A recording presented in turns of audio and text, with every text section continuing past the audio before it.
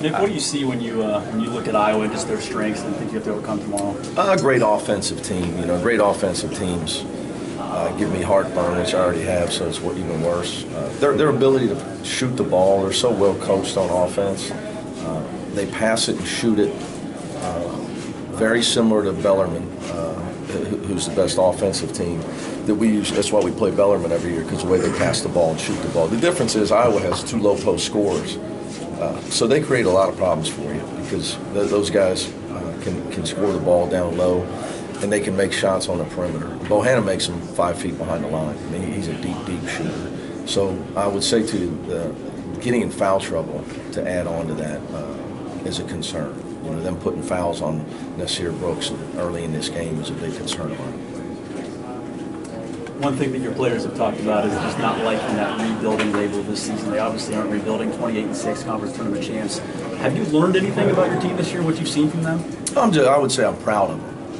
I'm proud of them for not accepting labels that other people try to put on them. Because, look, this is still amateur basketball, and I coach a lot of guys that are going to need a job someday, and it's my last. I'm the last person between them and adulthood, and if I can impart anything on them, it's that you got to believe in yourself, and you can't let other people try to put labels on you, and you can do whatever you want to do if you're willing to put in the work, and if we learn anything, hopefully playing at Cincinnati, you learn that hard work it will equal success for you.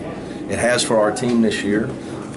We didn't accept labels, and the guys kept working hard, and we kept striving to get better. And you see the results of that. So hopefully, it's a great life lesson for them. What do you expect from fans over the next couple days and that proverbial home court advantage for you guys? Yeah, I don't know. I think we all get the same allotment of tickets. So I keep reading that. So I'm hoping. I guess our fans are going to buy up all the other tickets. I'm hoping that'd be great. I really don't know where all that's at. I've been, obviously I've just been worried about Iowa. But hey, the more red and black I see when we walk out there, the better, right? It'd be awesome.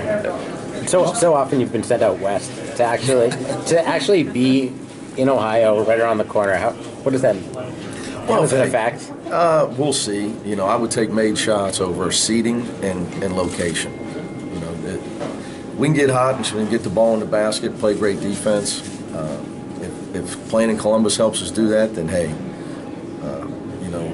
I'll take it. So people, if we're having to get a win and people say, oh, they won because they're playing in Columbus, not going to bother me. I do. We just want to win, guys. We just want to win. Some of your guys have said at the end of last year the way that provided motivation. Do you view it that way, or is it something you tried to forget? We don't talk about it other than from a strategic standpoint. Because it's. We can win the national championship this year, guys. It's not going to erase that. Gary Clark won't get to be a part of it. Kyle won't get to be a part of it. Jacobs, obviously, in Golden State. So, but hey, and again, if it motivates those guys and helps them play better and make shots, whatever, I'll take whatever works for us. Is there a big difference in Big Ten basketball and AAC? I don't. I would say a lot more size in the Big Ten, predominantly. I mean, that's a general question, but I would, my general answer would be, it's a little harder to recruit in the AAC. There's some traditional teams in the Big Ten. Michigan State is big, Iowa, Wisconsin, Purdue. There's some, that's a historical thing. Where our league's probably got quicker guards, we're probably a lot more spread offenses, 4-guard offenses in our league. Big Ten's probably more of the traditional size. Mick, last year you had Gary and Jake and Kyle lead on. Jaron was a more complimentary piece. How have you seen him grow into that role now? Yeah, I would say, part of my confidence going to this year was because Jaron wasn't a complimentary piece last year. Our last 15 games, he was clearly our best player statistically.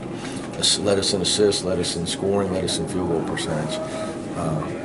But I think the key is for him, he's accepted the challenge all year of being the go-to guy.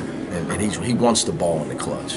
You can't teach a guy that, So I think the fact that he's the only guy that the ball's going to for us, if I have an option of getting the guy a ball in a spread situation, that he wants it. And the guys know he wants it, and they also know he can pass it.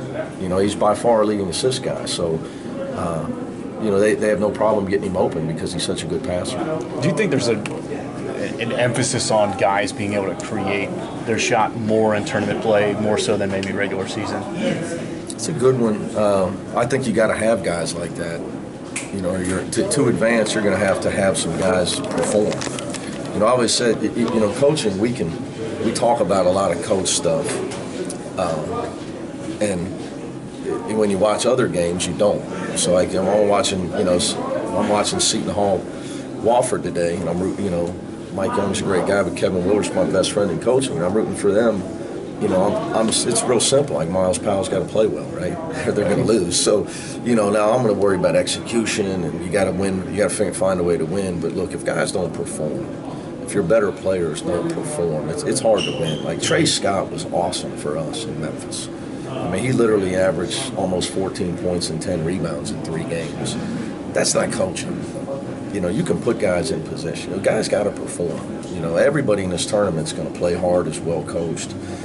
You got to perform, and you know you can put guys in the right position all you want. Last question. I just saw a couple of guys come out here, you know, Nas and Jaron, to kind of look at this press conference going on. Is this a loose bunch right now? You get the feeling? We have a lot of fun together, you know. So see Kane, we were showing videos this morning of Kane, and he's Grady Sanford. You know, yeah. I sent out a video this morning of Fred Sanford. Fred Sanford getting in a fight, and how funny that used to be when I was a kid growing up. You know, it's before their time. I said, hey, man, Kane got in a fight last night. They're all like, what? I was like, yeah, at breakfast. He wasn't in there yet. No, they were. The Keith Williams stage is the funniest thing ever. We've got great kids on this team. Again, you know, hey, look, man, these guys have earned the right to enjoy this. You know, they know what time it is. You know, if we don't play extreme toughness and rebound the ball, we've learned how we have to win last weekend, and we've emphasized it this week. You know, we out-rebounded all 3 teams. We won all 3 games. So you got to be, you know, we didn't play great on offense against Wichita State, and they had a lot to do with that. So you're going to have to be ready to give your best effort. But we got great guys, so I'm enjoying every minute I can with them. Thanks, Mick. Thanks. All right, guys. You dating yourself?